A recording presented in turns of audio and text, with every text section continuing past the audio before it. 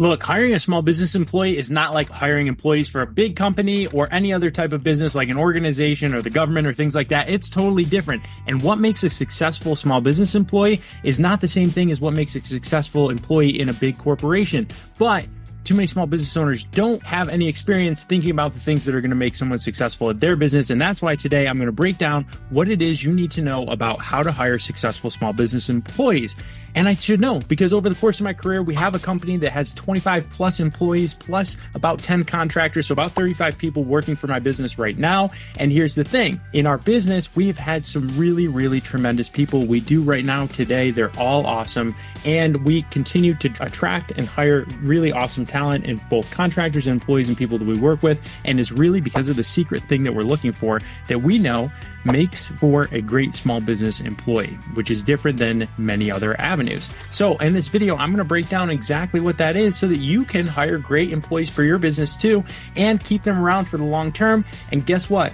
Having great employees in your business is what helps you have happy customers and a great customer base as well, because those employees really just resonate that happiness that customers can pick up on. So let's get right into it. Okay, the first thing I'm going to start with, and it's the least important because you should stick around until the last one because that's the one that actually makes all the difference in the world. But the first one matters too, even though it's the least important. The first one is this: general mental ability. So when you look at the task, one of the things that we make a mistake of is we don't actually look at the resume and actually talk to the person and get a sense of, hey, do they have the general mental ability to do the job, right? And that is a term that is out there. You can Google it and see there's actually ways to test for it and see just somebody's acumen. It really is just a measure of how well do they learn, right? Because you're going to need them to pick up. They're not going to know your job inside and out, even if they've had something in the past. You just need to understand, hey, general mental ability to learn. Because once you get them in, we all know in a small business, you're going to wear a lot of hats no matter what job you actually have. And you're going to need to learn and pick up on what are those things that are going to help you be successful in that job. So that's critical from the start. Up next in a small business is empathy. They are going to interact with your customers. There are very few positions in a small business where you are totally immune from interacting with customers. In fact, you're going to interact with all the coworkers. You're probably going to interact with vendors. Working in a small business inherently means that you have a lot of social interaction. So is that employee going to demonstrate empathy? That means when you ask them questions in the interview and when you ask people about them, do they generally try to understand and put themselves in another person's shoes, right? Because you're going to want them to put themselves in your customer's shoes and understand where your customer is coming from when they have a complaint, when they have a frustration, when they're happy or not happy with their products.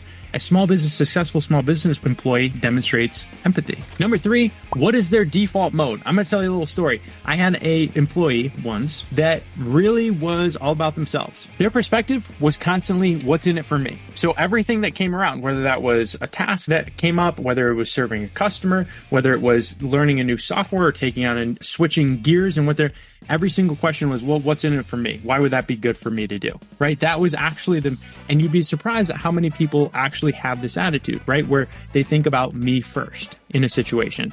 That's just not the way to be successful in a small business and interacting with others. Look, team is the foundation of a successful small business and what it makes for a great team.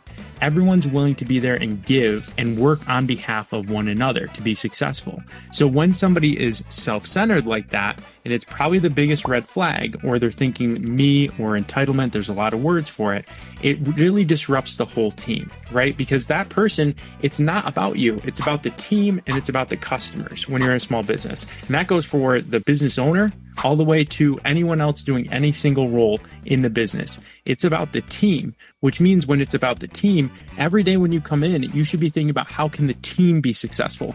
Of course, that means you're successful too. You're part of a successful team. Championship teams require every player on the team and every player becomes a champion. But when you come in and you're thinking, how can I benefit? What's successful for me? As opposed to the mentality of what's successful for the team, you're not set up to be a great small business employee. And the final one, and I told you this was the most important, and actually it's the one that matters above anything else. It's whether or not that employee can demonstrate grit. And there are ways to interview for that and ask questions, specifically those questions when you're asking and maybe you've just followed a template, but show me about something hard that you've accomplished. Show me about something challenging that you saw through to the end. That's grit. In a small business, the people who are going to be most successful for you are the ones who aren't going to quit, because small businesses are full of challenge from start to finish and day to day. There are new challenges, and there aren't any big financial windfalls you can fall back on. There aren't any experts that you can hire from a large consulting agency. It's going to be on you and your employees to make it successful. Who's going to have the grit and determination to see those things through? Those are going to be your best employees in your small business. I hope this helped. If you like this video, hit like and subscribe and stay tuned, because you're going to have to create visibility for your business too. So check out these next videos as we talk about how to create visibility and grow your business.